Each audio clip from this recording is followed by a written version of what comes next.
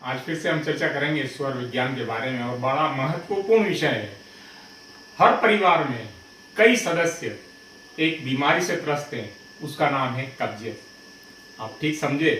सुबह अगर कार्यक्रम नहीं होता है तो पूरा दिन डिस्टर्ब व्यक्ति का हो जाता है और दिन भर वो सोचता रहता है आज तो ये पेट साफ नहीं हुआ। इसका बड़ा सहज सुलभ उपाय स्वर विज्ञान में दिया हुआ है। स्वर विज्ञान का संक्षिप्त परिचय आपको फिर से एक बार याद दिलाना चाहूंगा कि जब हम राइट साइड से, राइट नोस्ट्रिल से श्वास ज्यादा लेते हैं और ज्यादा छोड़ते हैं तब हम कहते हैं स्वर, हमारा सूर्य स्वर चल रहा है, पिंगला नाड़ी एक्टिव है। और जब यही एक्टिविटी लेफ्ट साइड से करते हैं तब चंद्र स्वर हमारा चल रहा होता है, जिसको हम नाड़ी, दूसरी नाड़ी के नाम से भी, पीड़ा नाड़ी के नाम से भी जानते हैं।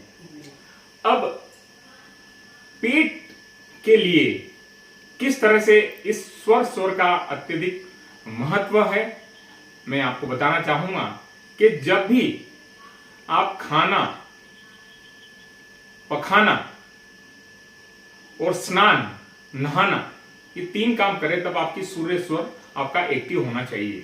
अगर एक्टिव नहीं है तो आप लेफ्ट साइड कुछ देर के लिए अगर लेट जाएंगे 2 या 3 मिनट में तो आपका सूर्य स्वर एक्टिव हो जाएगा। अब सूर्य स्वर में आप जब खाना खाएंगे, जब आपके पेट की जठराग्नि प्रज्वलित होगी तो आपका खाना बहुत अच्छा पचेगा, आपको कब्जियत, गैस कतई नहीं हो सकती और कुछ ही दिनों में आप इस बीमारी से छुटकारा पा लेंगे। सिर्फ इतना ही आवश्यक नहीं है, खाना खाने के पश्चात भी कम से कम 20-30 मिनट तक आपका सूर्य स्वर चलता रहना चाहिए, जो सामान्यतः चलता है, क्योंकि हर स्वर लगभग 1 घंटे की अवधि तक चलता है। इस कारण से अगर यदि भोजन के पहले आपने एक्टिव कर लिया तो आपका राइट स्वर चलेगा। दूसरी ध्यान रखने योग्य बात है, भोजन हमेशा नीचे बैठ कर करें। नीचे बैठ कर करने से होता क्या है कि कई बार यदि आपको ध्यान नहीं भी है कि आपका सूर्य स्वर एक्टिव है या नहीं, लेकिन नीचे बैठने से जो आपकी पांव जिस पोजीशन में रहते हैं, आपका शरीर जिस पोजीशन में रहता है, तो स्वतः ही सूर्य स्वर आपका एक्टिव हो जाता है। आप देखेंगे कि प्राचीन काल में पहले लोगों को कब्ज की समस्या नहीं हुआ करती थी। कायम चूर्ण और कई तरह के जो चूर्ण हैं, फटाफट या जो भी हैं, इस तरह के लोगों को लेने की आवश्यकता नहीं पड़ती थी, क्योंकि बड़े सादगीपूर्ण तरीके से खाना खाते थे और उसके बाद उसको पचाने का स्वतः उनका उपाय करते थे।